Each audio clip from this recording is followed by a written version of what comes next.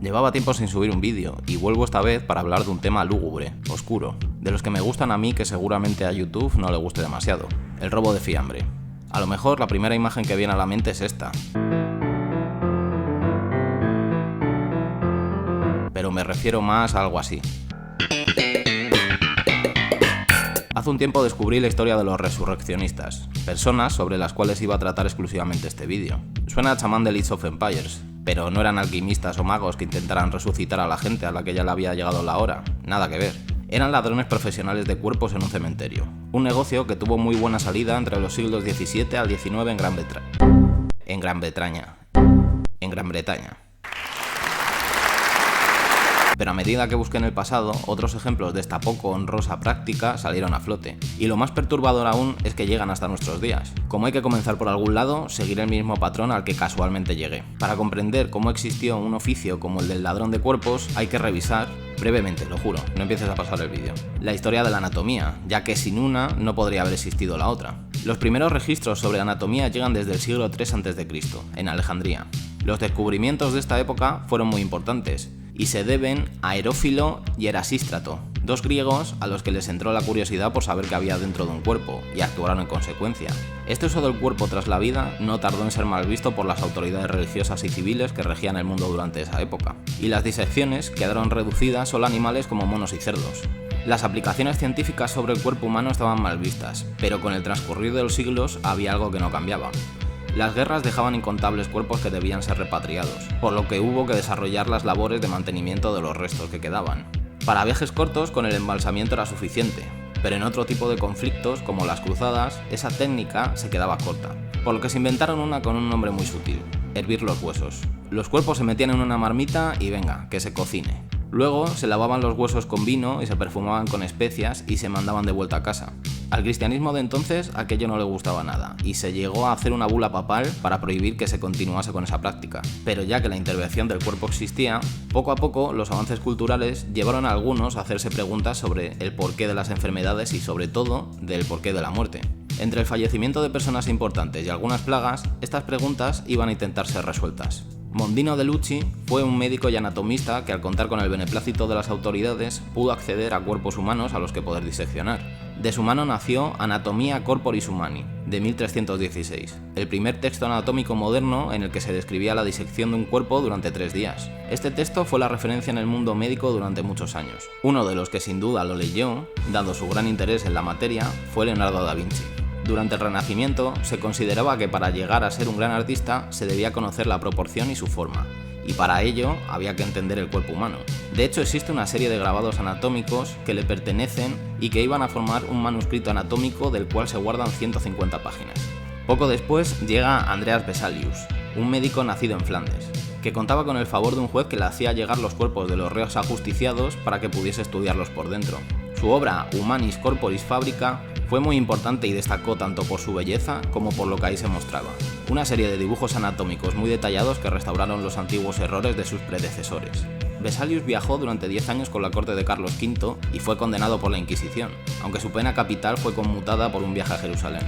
La Escuela de Medicina de Edimburgo fue desde el siglo XVI una de las de mayor prestigio. Sin embargo, la educación en la materia de anatomía era casi por completo teórica, ya que debido a la dieta moral de la religión y la sociedad, tan solo tenían derecho a 3 cuerpos al año. En el siglo XVIII, precisamente en Edimburgo, se crea el primer centro de estudios anatómicos. En otros países como Francia o Alemania, los cuerpos de los fallecidos en hospitales que no eran reclamados tras 24 horas iban a parar a mesas de anatomistas, igual que los reos ejecutados en las cárceles. En Gran Bretaña seguían cabezones con anteponer la moral a la ciencia, lo cual suponía un problema, aunque decidieron flexibilizar en el caso de los condenados, sobre todo porque en aquella época era más disuasorio el hecho de que tus restos sirviesen para la experimentación científica que la propia muerte. Aún así, los números no les salían a los anatomistas.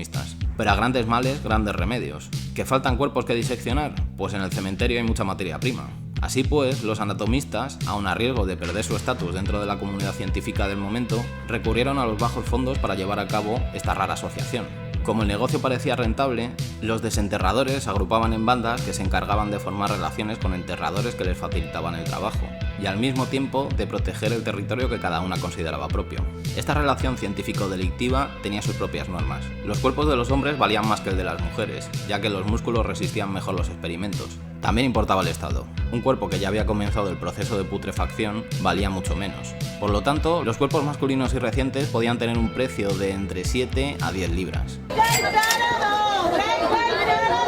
Teniendo en cuenta que el salario medio de la época era de 40 libras anuales, no parecía tan mal plan lo de andar desenterrando gente.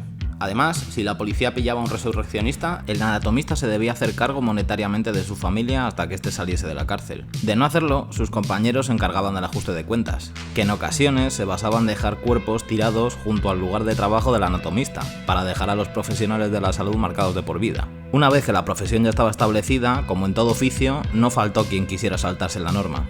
Claro, que en este caso consistía en algo muy oscuro. Como los cuerpos se pagaban tan bien, había algún impaciente que no estaba dispuesto a esperar sentado a la guadaña. Fue ese el célebre caso de Burke y Hare, dos irlandeses que emigraron en épocas distintas a Edimburgo. Hare había llegado antes y tenía junto a su mujer una pensión, en la que se hospedaron Burke y su esposa. Hicieron migas por la afición de ambas parejas de empinar el codo. Un día un hombre falleció en una de las habitaciones que había alquilado en la pensión, y estos cuatro tardaron poco en decidir vender su cuerpo a la ciencia. Una vez probadas las mieles del dinero fácil, todo cayó en picado. Su emprendimiento se llevó por delante ni más ni menos que a 16 personas. Entre ellas, mujeres, niños, ancianas, no parecía haber ningún límite. Todo terminó el día en el que llegó una pareja a la pensión y descubrieron el cuerpo de una muchacha bajo la cama de una habitación ajena. Corrieron a contárselo a la policía, que cuando acudió pilló a los sospechosos haciendo negocios con un anatomista. No sé si los policías por entonces eran muy listos, pero la asociación del crimen no era muy complicada. Tras ser detenidos, se dieron cuenta que iba a ser complicado relacionarlos con los otros 15 crímenes, así que ofrecieron a Hare inmunidad si delataba a su compañero. Para sorpresa de nadie, Burke fue condenado a la pena capital y colgado en público. Además, su cuerpo sirvió para una disección que fue pública y hoy su esqueleto se exhibe en el Museo de Anatomía de Edimburgo y un pedacito de su cerebro en el Museo de Ciencias de Londres. Otro de los eventos más llamativos de esta época, ya de por sí llamativa, fue lo que ocurrió alrededor del cuerpo de Charles Bourne, otro irlandés, pero que en este caso solamente fue famoso por su cuerpo. Medía 2 metros 35 centímetros, y aunque no se conocía con exactitud su peso, los dibujos que le hicieron en la época dejan constancia de que no era precisamente una pluma. Charles se mudó a Londres, donde fue famoso simplemente por su tamaño. En 1783 ya se practicaba con mucha soltura el resurreccionismo, y a Charles, con buen criterio, le dio en la nariz que lo mismo su cuerpo generaba interés a la ciencia, y aquello le daba más miedo que la propia muerte. Cuando enfermó, le hizo prometer a sus amigos que cuidarían de su cuerpo, cerciorándose de que terminase en el fondo del mar. Ellos cumplieron con su parte del trato y lo llevaron de procesión hasta su barco. Desgraciadamente por el camino había muchos pubs, y los colegas decidieron que era buena idea parar a tomar una pinta en honor al recientemente fallecido. Un anatomista llamado John Hunter, que además era coleccionista, contrató a su propia banda de resurreccionistas, que aprovecharon ese momento para sacar el cuerpo del ataúd y cambiarlo por ladrillos. Los amigos cumplieron con su parte, pues el ataúd enladrillado fue lanzado al mar, pero su amigo el gigante terminó en la mesa del anatomista. De hecho, su esqueleto está hoy en día expuesto en un museo de dudoso gusto formado por especies extrañas y anomalías anatómicas de la propia colección de John Hunter. Lo más curioso, o al menos lo que más me ha llamado la atención a mí, es que esto de robar cuerpos no ha sido promovido tan solo para fines científicos. Benjamin Boyd era un falsificador estadounidense que dio con sus huesos en una celda en 1876, pero no tenía planeado cumplir su pena. Planeó junto a su banda secuestrar los restos del fallecido 11 años antes Abraham Lincoln, para esconderlos en las dunas de Indiana y cambiarlos por $200.000 y la libertad de Boyd. El plan en realidad no llegó ni siquiera a ponerse en marcha. Antes de entrar en acción, uno de los miembros de la banda pasado de vino se puso a pavonearse delante de una chica contándole el plan. Ella se fue inmediatamente a denunciar el hecho. La policía entonces tomó la decisión de no intervenir antes de tiempo para pillar a los delincuentes in situ, y así ocurrió. Cuando los miembros de la banda estaban sacando el ataúd, ya los tenían como querían. Pero uno de los policías, apodado Manitas de Plata, disparó sin querer su arma y los asaltadores de la tumba de Lincoln pudieron huir a tiempo. 2 años más tarde, otra banda en Nueva York intentó hacer lo mismo con un hombre al que llamaban el príncipe de los comerciantes, así que no debía andar mal de perras. En este caso, los ladrones de cuerpos lograron secuestrar el ataúd, pero no estuvieron avispados en ser los primeros en reclamar el botín, por lo que la familia no supo a quién pagar. La noticia fue famosa y cruzó fronteras, una de ellas las de Argentina. Allí, un hombre llamado Florentino Muñiz acababa de asociarse con el hijo de un vizconde belga para fundar un grupo que tenía como objetivo dedicarse a hechos delictivos. Y a sus manos llegó un periódico en el que leyó la noticia, y se le encendió una bombilla. Daba la casualidad que recientemente había fallecido una anciana llamada Inés Dorrego, viuda de Luis Dorrego, un importante empresario argentino, lo que hacía que la familia tuviese una fortuna. Los Caballeros de la Noche sumaron 2 más 2 y como resultado acabaron entrando en el cementerio de Recoleta una noche fría de invierno para sacar el cajón de Doña Inés de su mausoleo y esconderlo en un sepulcro, en lo que hacían llegar una carta a la familia donde pedían el rescate. A pesar de haberse asegurado de ser los primeros y los únicos que sabían que el cuerpo de la viuda había sido secuestrado, la policía actuó rápido tras la denuncia de los familiares y terminaron dando con el cuerpo antes de poder cobrar el bote. Lo de robar ataúdes de familias acaudaladas siguió estando de moda y hasta pasó con gente muy famosa. En marzo de 1978, 11 meses después de su fallecimiento, 2 ladrones de poca monta usurparon el ataúd de Charles Chaplin, que se encontraba en un cementerio de Suiza. Pidieron un rescate de 600.000 francos suizos para su vuelta, pero su mujer, Ona Chaplin, les respondió que aquello a su marido le hubiese parecido ridículo. Vamos, que no pagaba. A los ladrones les entraron los nervios, y primero amenazaron con agredir a sus hijos para después terminar haciendo una rebaja del rescate a 500.000 francos suizos. La mujer le siguió diciendo que nanay. A los pobres ladrones les faltó ponerse a llorar, y pidieron 100.000 francos aunque fuese, por las molestias. Dame algo para la mañanada. Fue entonces cuando intervino la policía, que seguía el ataúd sin dar con él. Las teorías sobre quién lo pudo secuestrar iban desde el Mossad hasta los neonazis. Tenían un lío curioso. Pactaron con Ona hacer como que negociaba la entrega del dinero a cambio del ataúd. Cuando el cambio estaba pactado, la policía esperó, pero malinterpretó un gesto de un cartero que observó el coche del difunto Chaplin, un Rolls Royce, con curiosidad. Los policías detuvieron al inocente cartero, lo que alejó a los delincuentes verdaderos. Pero los ladrones, lejos de rendirse, volvieron a concretar un encuentro. Esta vez se lo comunicarían a la viuda a través de una llamada a un día concreto a una hora concreta, con lo que facilitaron para regocijo de la policía, que muy bien no se le estaba dando hasta ahora, su tarea.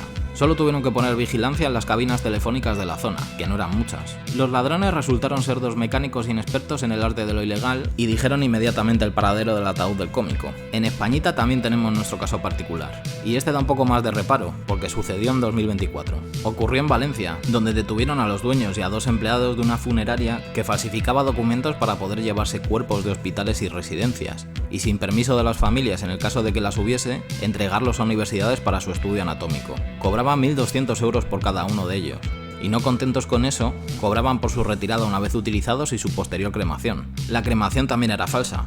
Rellenaban los documentos correspondientes para poder cobrarla sin llegar a efectuarla. ¿Y cómo hacían para deshacerse de los restos?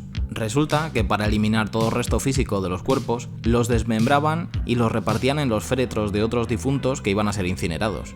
Afortunadamente la policía no tardó en dar con ellos y fueron detenidos acusados de varios delitos. Y aquí se acaba. Si has llegado hasta aquí, ya debes saber que lo mejor es dejar preparada tu incineración, que nadie quiere robar cenizas. Si te ha gustado, déjame un like o algo.